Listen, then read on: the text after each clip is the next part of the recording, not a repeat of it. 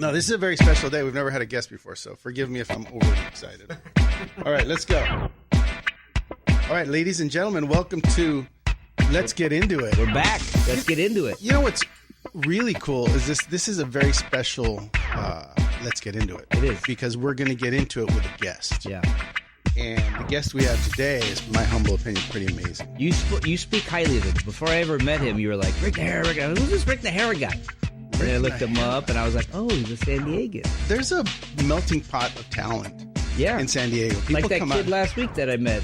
Cliff note, this kid went to the same high school as me. He went to the same junior college as me. I'm reading about him in the San Diego Tribune on Facebook. It's the typical Harrison Ford story. He moves to Hawaii. He gets a job as a PA, graduates from school. He's a surfer kid, Mexican kid. He's working the Triple Frontier, that Ben Affleck movie they're doing. Yeah. I don't know why they're doing it. I guess Big film. Huge film. Yeah, Oscar Isaac, all these guys. Yeah. So he gets a job as a PA. He's putting together some furniture in the office. The director comes in, looks at him, and says they're having a hard time casting Latinos in Hawaii. Go figure. And so they ask him, hey, you speak Spanish? And he said, yeah. He goes, you want to read for some? He goes, sure, why not? Never wanted to be an actor, none like that. Reads, did pretty well. They said, hey, okay. He goes, do I get to keep my job as a PA? They're like, no.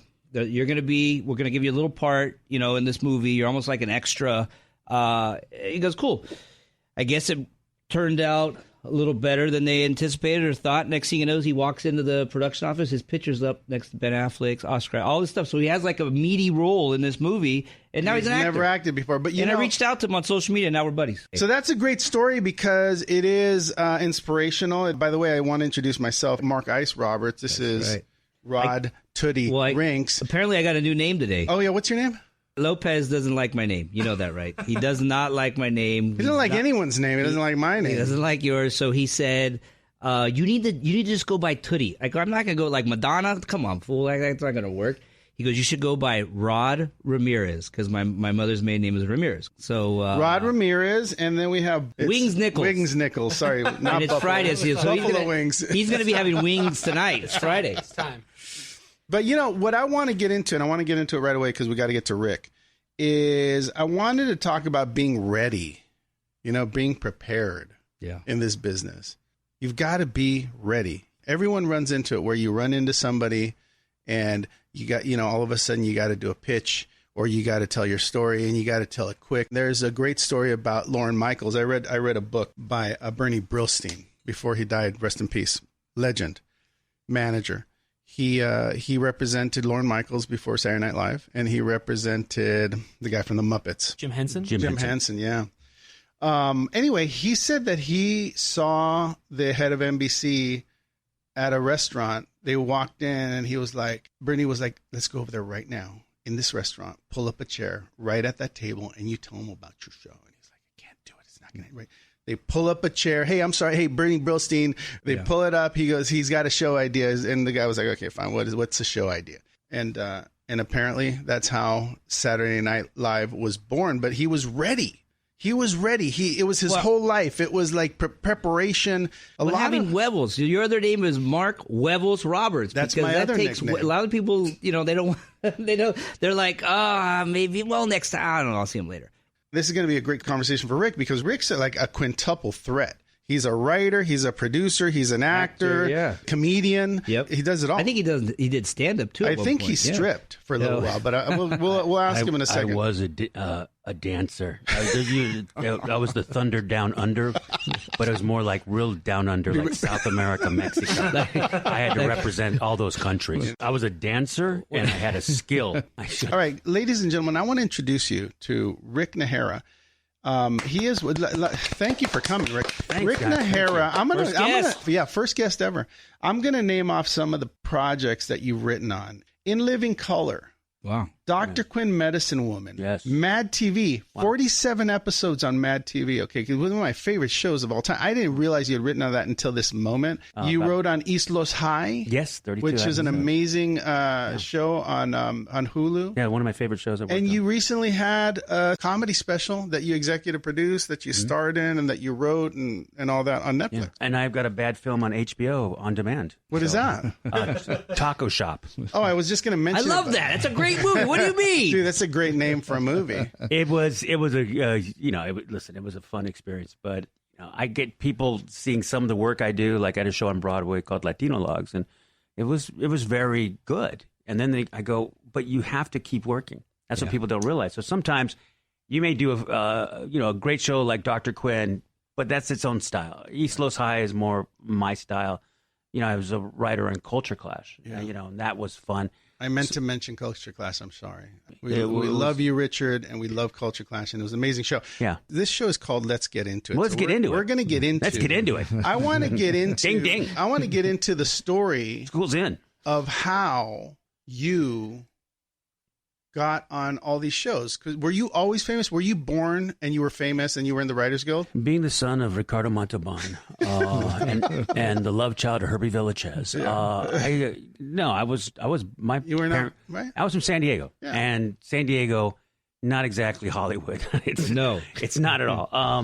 I was born into a Mexican American family, and I kind of didn't fit in. I was doing junior theater at Balboa Park. And so and then I was at the Old Globe Theater doing Romeo and Juliet. And I'm wearing tights. And my grandfather's from Logan Heights, and he was a cockfighter. Actually went to prison for cockfighting and all these different, tough guy. But at the same time, he really supported me. And he went to my show and he had tears in his eyes afterward. I've never seen that before.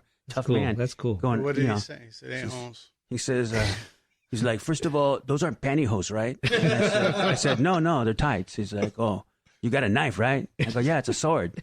All right, cool. No, you didn't talk like that. Cool. Then let's move on. It's one of those moments. No, he was very.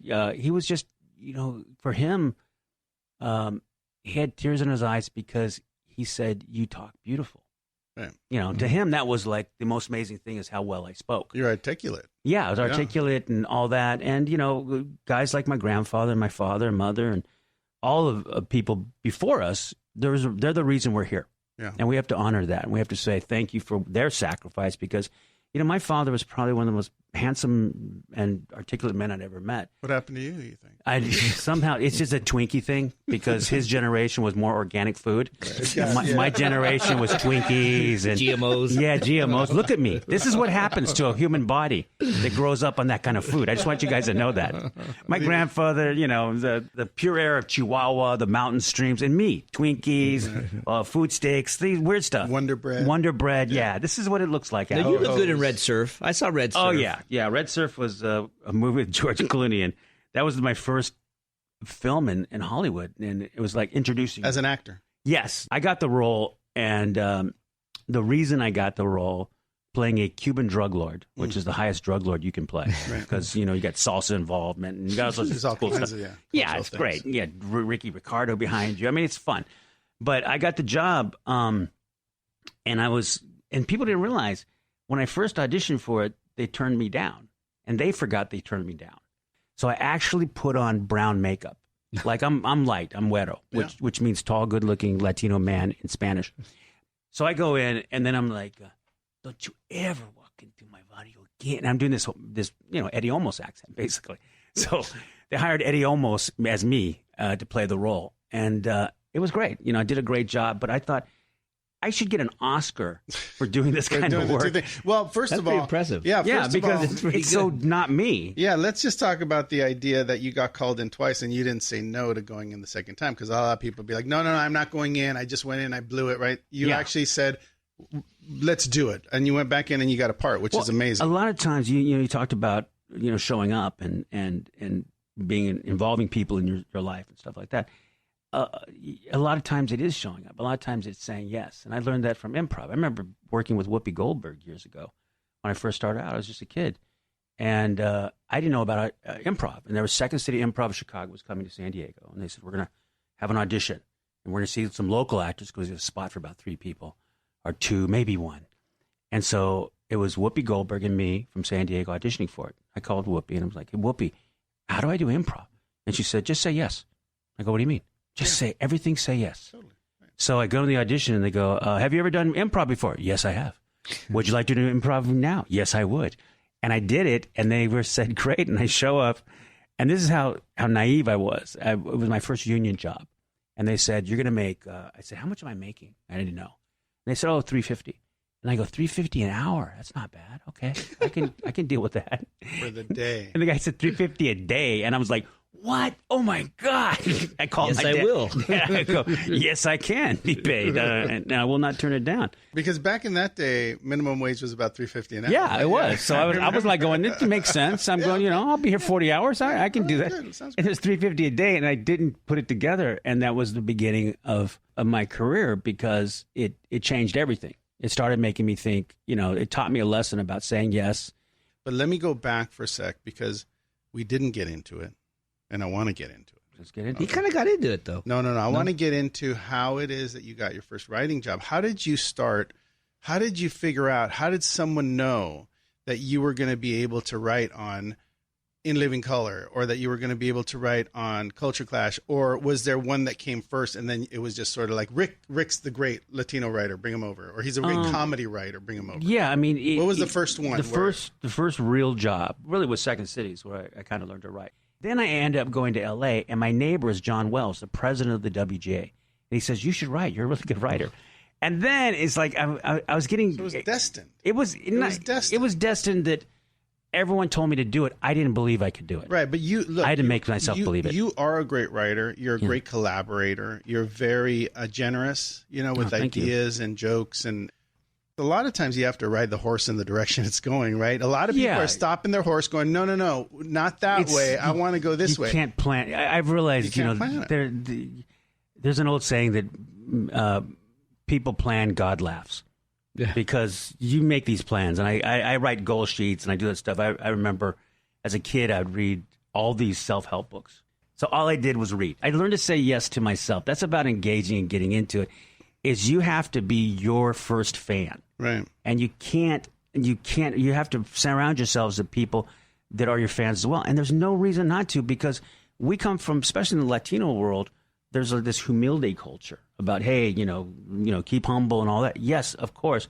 But at the same time, don't negate the miracle you really are. Yeah, don't short sell yourself. Don't short sell yourself. I think so great. So you started reading. Whoopi gives you some advice. You're at Second City. That's all working good. You move to LA. You move into the WGA president's right next to the WGA president. He says you should be. He or she says you should be a writer. You go, maybe I'll be a writer.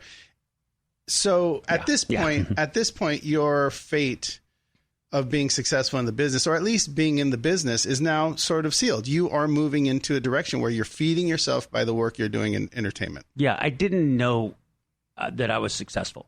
In a weird way, I think people that are successful don't and never think they're successful. I don't think you knew at that point, but but what came first? What came first? Well, what happened was, what happened in Living Color came first. They had auditions for a Latino on the show.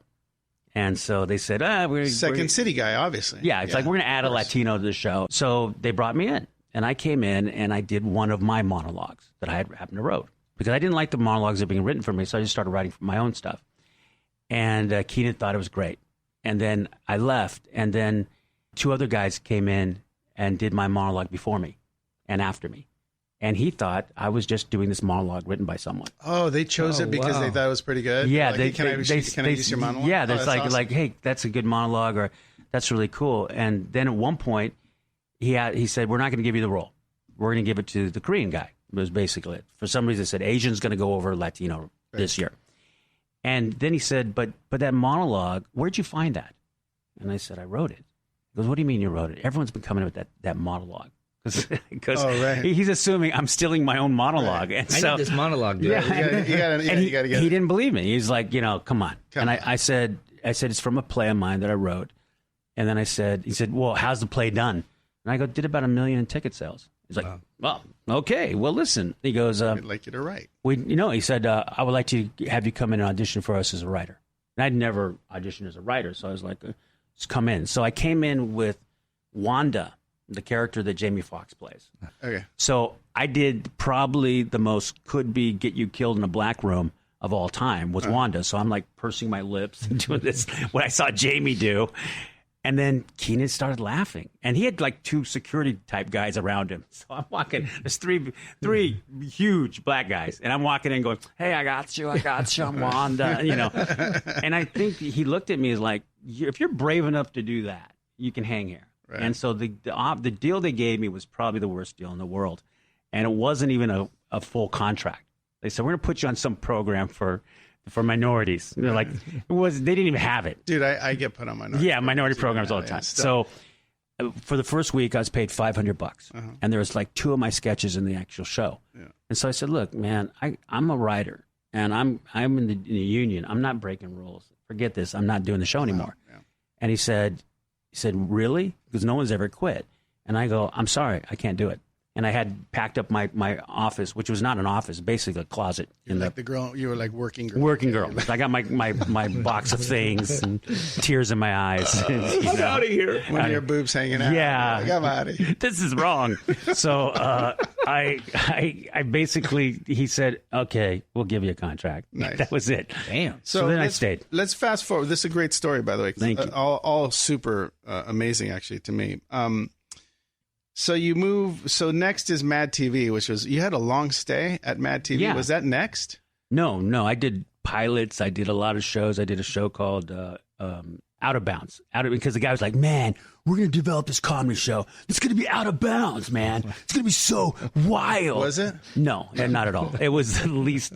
But what happened was I learned much more how to survive in that room. So I started writing, good roles. But they gave me a job as a writer-actor, and it was the... on what show? The Robert Townsend show. Right. So Robert Townsend. So that was after his hit movie, right? So I did that show, and at first I wasn't going to do it, because my real thing, I was at the Goodman Theater in my one-man show called The Pain of the Macho, and it did really well. It was a series of solo artists. It was John Leguizamo, myself, and Spalding Gray. And so I'm doing my show, and it worked, and people were talking about me going to New York and off-Broadway or whatever.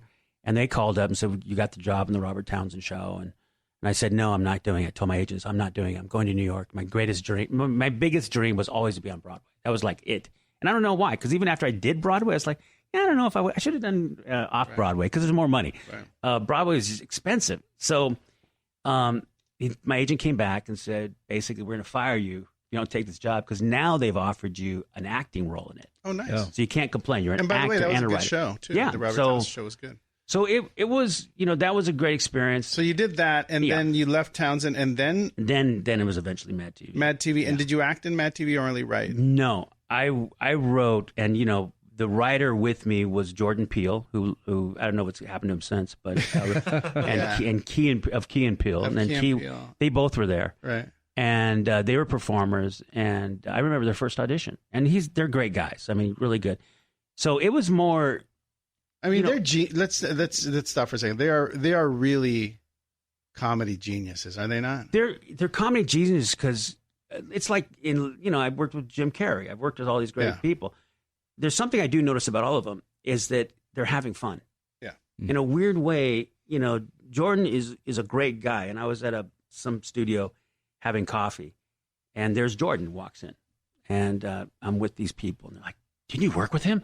Why don't you walk up to him and say something?" Say hi. And I've always hated doing that. Go, "Hey, remember me?" Because the worst thing that happened, they don't. They go, "I don't know who you are." Did you do it, though? Did you go up to him? No, I didn't. I refused to. And so I sat there, and at the end of lunch, he walked up to me and said, "Hey, Rick, I didn't want to bother you during your lunch.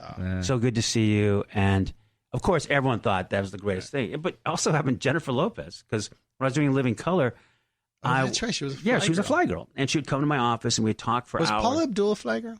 No. Paula was not a fly girl. It was Rosie Perez was the choreographer. Perez, that's right. So, yeah, Tupac Shakur came there. I met him, and all these, it was like hip-hop royalty. Yeah. And here I am. So I'm at an event, and there's Mark Anthony and Jennifer Lopez, and they're walking up.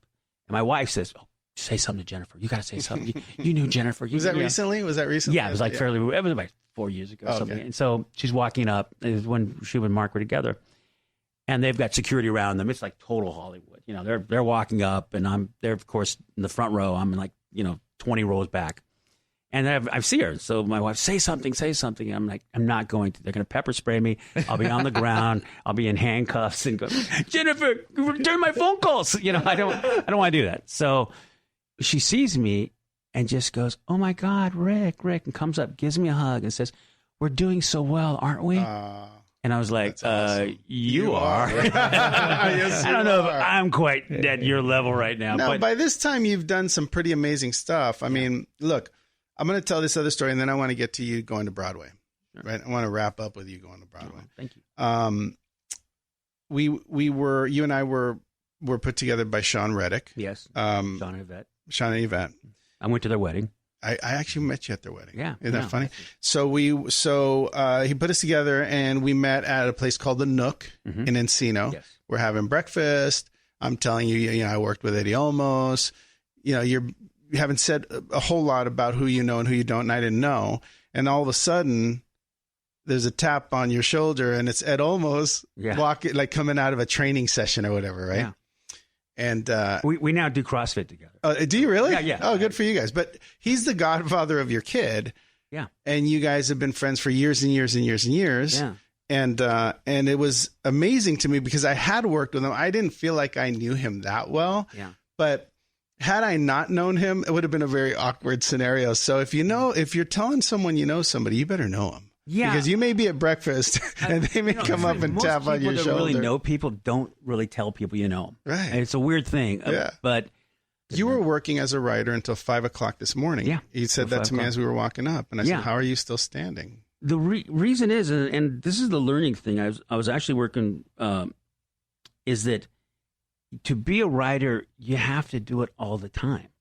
You can't stop. You just got to. Rod's a writer. Yeah, right. So it's not triple threat. And here's the thing: you also learned that you're not perfect, and you want to get better. And the way I look at it is, people that think they've made it are now over, because it stops your creativity, it stops your flow, stops your hunger. Yeah, writers are normally, like, especially me, are racked with self-doubt, right? Because the truth is, most writers that are really good writers don't feel they wrote it. They feel they hear a voice. Right. The best stuff I've ever written, I didn't write with a comma or a period. I sat there and heard every word and I wrote it down. So I sometimes feel I'm a scribe, not a writer, because I'm hearing a voice. And that's really what I do. So last night, I'm writing this out, and there's a funny thing. I have dyslexia, so I can't see words like other people can, and everything's turned upside down, and it's really weird. So spelling freaks me out. So I'll have writer friends of mine go, "Can you check my spelling?" And that sounds horrible to say. And I'm the same way. Yeah, I'll say, "Look, I'm a writer. I'm not a speller." Yeah, and that's another lesson. Don't let your handicap or what you feel is a handicap hold you back. Don't ever do that. So it's more important for me to write than to worry that I missed a word. The right. E went before I or whatever. You're an idea guy. You have great story. Yeah. You know beats. You come from an amazing school of writing, of comedy, of acting, of all. We're gonna have to do before you leave. Sure. You have to do a little bit of Buford for me, but it's amazing the people. You just did a show last week called Latin Thought Makers. Yeah, Latino Thought Makers. Latino Thought Makers. Sorry. And where do people find that? Latino. You can check our site www.latinothoughtmakers.com. But you had Cheech Marin on. I watched it, right? You did? I saw it on Instagram. It was a live feed. Oh, cool. So I watched it up until you showed a clip of my documentary, and then I turned it off. Oh, really? But it was amazing until that point. No, your documentary was great. Actually, to me, it was one of the highlights. Oh, really? Thank you. No, seriously. It was beautifully shot. Thank you. You did a great job. I think the directors were, Richard Montoya. El Salmaraz. Yeah, they're all great. And it's a great story. It's what I like about you, and this is my compliment to you, is that you're passionate about ideas. You go, I want to do this story. And once you say you want to do it, you're like a dog with a bone. You're just in it. And that's what you need is producers and people like that around you. And, when you're a writer, you're vulnerable. Because basically, I'm leaving it to someone else to interpret what I've written. Yeah. And to say, if I write a Latino story, and someone who's an Anglo reading it, doesn't know the accents like I do, doesn't know the voices, doesn't know that stuff. And when I write, I'm hearing every word and hear how people say it and inflections and stuff like that. So I need to translate that to a person so they can read and see the same thing I see. Yeah, I'll tell you, that's the danger of knowing writers too well, is that I've over the years, I've read scripts from people I really like that I have a great rapport with. And I'll read their scripts and I'll love them because I'll hear their voice and their timing and their jokes. I'll hear them in it, and I'll give it to someone else. I mean, you got to read this. Amazing. It's amazing. You're going to love it. And then the next day they'll come up and be like, what was so great about that? Well, the mistake is you said it was amazing. Right. That's maybe the first. It's not amazing. Yeah, maybe it's just good. Maybe it's I'm too much hype. Yeah, to tell you the truth, I much rather have people, because if they say, ladies and gentlemen, the amazing Rick Najera, already I got to go, oh, no, I got to go become amazing. I just haven't had coffee yet, right. But you do know a lot of great people. You've worked with a lot of great people. You come from an amazing school. Cheech Marin, who you interviewed. I know Edward James Olmos, who, by the way, is a legend. And every time I'm in his presence, I feel honored. Well, he's, I think one of the greatest things that I've enjoyed out of this Hollywood, because when I first came here, my wife, I met her in San Diego, so I married her and I brought her up here. And she was upset. She was like, I don't want to be in L.A. Oh, my God, because she was in paradise, San Diego. Yeah. Right. It was a great job and everything, and I got a job on, at that point, Mad TV. I'd actually had a couple times in the business where I said, I'm out. I'm not doing this anymore. I'm an artist. You said that coming up here was so weird. I was like, you're like, I'm out of here. I want a Tony Roma, free Tony Roma. I'm out. Give me something. I want to get a Mario Lopez poster. Come on. So I was wanting to leave the business because it's hard being a Latino because we see a level of people excluding us in this business. And traditionally they have, and that's we have to break down. And what I was more about was giving other people opportunities. Like Latino Logs has hired over 250 actors. Right. Latino Thought Makers has showcased, Dolores Huerta, Edward James Olmos, Cheech Marin, all these people, and in colleges. And so it's educational. And so I say things like Latinos are the solution, not the problem. And I'm trying to back it up by showing these people that are really changing the world, know. And so I've had some amazing people on the show, but I like to put the spotlight on other people. Yeah, I mean, and you're great at that. I think, what I like about Edward James is he's such a great supporter of ideas and of people. Yeah, he's tough on me. I mean, he's tough on me. He is tough on you, really? On him, and he's tough. I love Eddie, but he's tough on me and tough on his sons. Because he loves you guys. Yeah. He wants to be better. He wants us to be better, and it's kind of the it's maybe what you can handle. Maybe he knows what you can handle. He knows what I can handle. Yeah, it's not going to hurt me, and I do want to get better. And even last night, I was writing, and I was writing, trying to get the script right, and I'm doing with a lot of different things with it. And I sat there and said, "Wow, I like this. I'm enjoying this." And that's when I know it's good. When you feel good. I feel good about it. Hope I can let people see what I see. If I can translate that, then I'll feel happy. The script I was writing as a pilot was a lot about my family and me, and that's what I wanted to bring out. And one of the guys who helped me with spelling and stuff, great guy, Albert Fernandez, and he was, what's good about him, he comes from the millennial generation. Yeah. So he's like, well, that's Latino trope, and so we're discussing all this stuff. I'm like, is it funny? Yeah. And so I go, okay, I want to get it both. I want it to be intelligent, and I want it to be funny. And funny. So when you're pushing back on an idea, it makes me have to justify the idea. Right. And after I justify the idea, then the idea is a better idea. Right. So you need people pushing back on you. See, that's a talent, Rick. I mean, it takes a lot of effort and a lot of growth as a human being to collaborate with people. There's not that many collaborators in this business. I'm not saying that you can't be successful not being a collaborator. You can. But there's something really beautiful about collaborating with other people, letting ideas float around the room and letting the best ideas win, and that's really cool. I want to move on to something else, if that's okay. Sorry. No, I want to move on to how you did the play on Broadway, because it's actually brilliant, and I think it's super inspirational. You had already done a little bit of work, but you wanted to bring Latino Logs to Broadway. How did you do it? How did it happen? The way it happened, it was funny. I didn't have the dream as much as Eugenio Derbez did. And Eugenio really wanted to go to Broadway. He was in the show? Yeah, he was in the show, and it was Eugenio and I. And was Renee he as famous as he is now?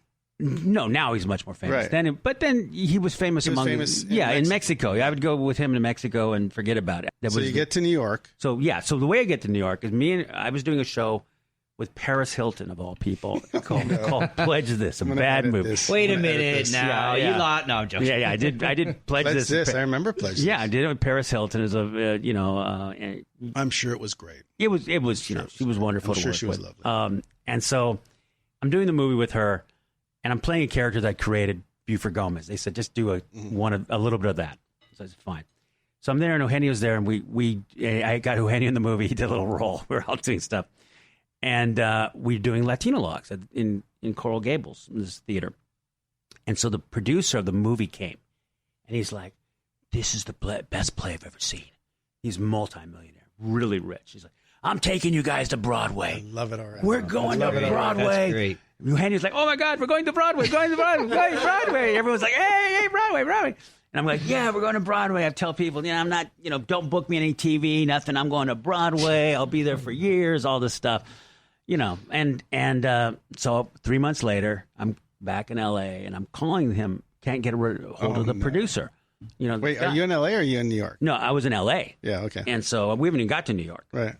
So I finally get a hold of his assistant. The assistant says, I said, hey, listen, I want to talk to so-and-so. We're going to Broadway. And the guy says, he's not here. And I go, oh, well, where is he? He goes, he's in Brazil.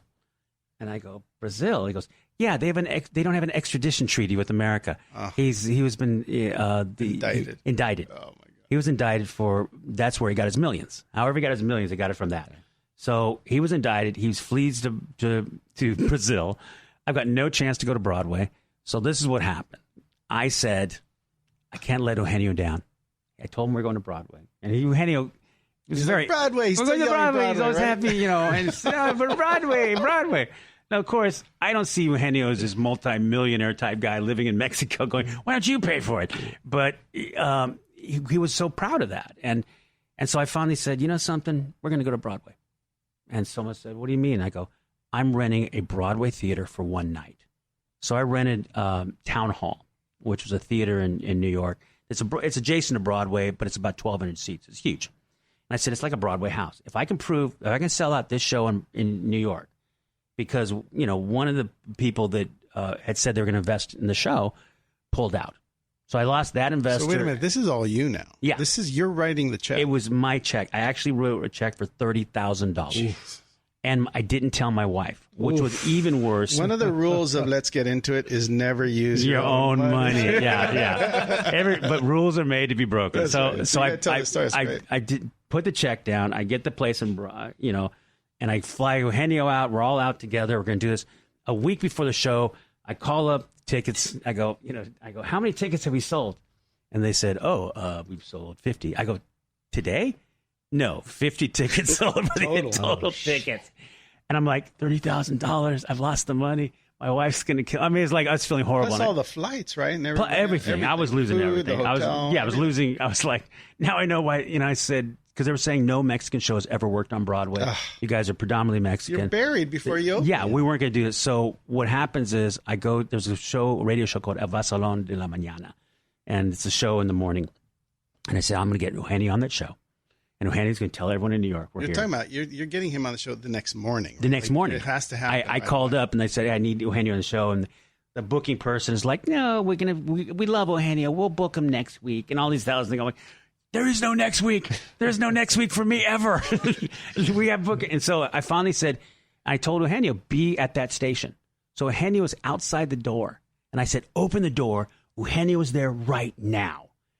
And they opened the door and said, oh, my God, it's Eugenio. Eugenio comes in, and for 30 minutes on the show, he talked and joked, and then we sold out. Nice. And so then people were like, I got my money back. So, I didn't tell them. I don't think I've ever told my wife. Unbelievable story. Yeah, I got my money back. The show was there, and a producer came, Robin Tate, and he said, it worked on Broadway. He went to the Spreckles Theater in San Diego where we sold it out to. It worked there. And he finally said, I'll produce the funds. And he said, now, my investor also dropped out. So he said, we've lost 60% of the funding for this show. You still want to go to Broadway? And I said, I'll never have this opportunity again. We're going to Broadway. And at 40% of the budget, which meant I didn't have advertising, I didn't have that stuff, we still did 137 performances and was extended. And we were the first Latino successful show on Broadway. Well, that really. You know what? I got to tip my hat. You have had a really great, you've had a fantastic career, and you've made it all happen with Huevos. With Huevos, right? That's serious. By the way, that's one of the greatest stories. I'm not going to tell any of my stories, but I have a lot of movies that happened in the same way, where you're like, there's two choices. I either make this movie, or I quit the business. There's no two choices about it, right? You either go for it to the point where there's no return, or you just quit.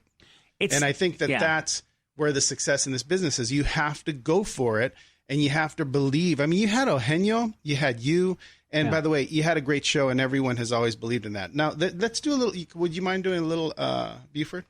Sure. I want to interview Buford for a second. Buford is. Tell us about Buford. Buford, what does he do? What do you do, Buford? I'm Buford Gomez. I'm a Border Patrol agent, and there's a right way and a wrong way to immigrate, and strapped to a radiator is definitely the wrong way. Right. And we gotta. What I'm doing is there's a lot of misconceptions about Latinos. First of all, people don't know they're all kind of different kind of Latinos. Right. Everyone assumes everyone's Mexican. That's not true. I mean, there are Colombian Mexicans and El Salvadorian Mexicans and Guatemalan Mexicans. But on the whole, you got to know the differences. Are you Mexican? Yeah, I'm Mexican, but I'm also all-American. That's what being a Tex-Mex is. I live in both worlds. But being Mexican, I learned to appreciate the Border Patrol because so many times I got stopped. I got to know them. And then I said one day I'm going to join the Border Patrol, and I did. And, it's hard being out there because, first of all, they only give me is a gun and pepper spray. And pepper spray is a spice to Mexicans. They does not bother them at all. They're on the other side of the border with a quesadilla in one hand, flipping me off with the other, and it's just degrading to my psyche. You know what I'm saying? It hurts my feelings, basically. Right. And so that's what I do as a Border Patrol agent, and I'm going to keep doing it. What do you think of the wall? Well, first of all, walls never work. No. The Great Wall of China didn't work. Berlin Wall didn't work. Hadrian's Wall didn't work. Walls aren't going to work. Well, that wall is really. We're already doing the job. Right. There's less border entry than ever before. But all the media wants to make it sound bad. And I mean media, I just mean Fox News. Right. First of all, those guys, those Breitbarts, those Alex Joneses, and all these kind of people are spreading this lie that the Mexicans are coming to invade America. Oh, my God, the Mexicans are coming. Oh, my God, There's even guys saying that there'll be a taco truck on every corner with the Mexicans. And I said, doesn't that sound delicious? I mean, hell, there's a Starbucks on every corner. Why can't there be a taco shop? That's all I'm talking about. A taco truck. That's right. Yeah. Well, yeah. Listen, I'm a big man. Yeah. There hasn't been a, but Latinos come in every size, shape, and color. Mostly large size because black beans and rice don't miss us. That's for darn sure. I got the more lard than that tamale. It tastes better. That's all I got to say. And in Texas, we got the most fattening food. When I go to Texas, I never feel so thin in my life. I feel anorexic in Texas because they can do things like a chili popper. You got to take a chili, put cheese in it, then shrimp around it, and then bacon around it, and then dip it in something and fry it again. Right. I mean, it's like the Puerto Ricans. Puerto Ricans got a thing called bacalito. It's salted, dried codfish, deep fried and battered. It's a heart attack on a stick, I'm telling you. I seen a Puerto Rican fry a salad one time. That's all I'm saying. And being in this business, I deal with this kind of world, being Buford Gomez. Well, I want to thank you for being here, Buford. Thank you. Thank you. But no, Rick, look, thank you. I just want to see some Carte de Verdes before I leave. No offense, guys, because you all look very dark. Chudy? Is it Chudy? Yeah, no, Rod Ramirez. Robert Ramirez? Oh, that name for sure. I'm looking for anyone with a name with a Z or a vowel here. And I want to question you all. That's all I'm saying. Rick, thank you for being here. I want to make sure you don't have any questions for Rick that you might want to. I'm just listening to the master. Oh. Roberts talks highly of you because I'm an aspiring writer. Oh, actually, I'm a writer. You're a writer. You're right. Yeah, and everything you're saying. That's why I was just listening, soaking it all up. Well, I'm going to be calling you after this. Yeah, call. It's funny because I've taught writing, and a lot of times the biggest thing on writing is this: call yourself a writer. Yeah, because. A writer, you didn't call yourself a famous writer. You didn't call yourself an award-winning writer. You didn't call yourself the most highest paid writer. You called yourself a writer. And Rick's all those things just to... Well, yeah. But that's the truth. And I've never felt I was a writer. Yeah. I've always thought I'm not a writer because I thought writers were certain type people. And so it was hard for me to see myself as a writer.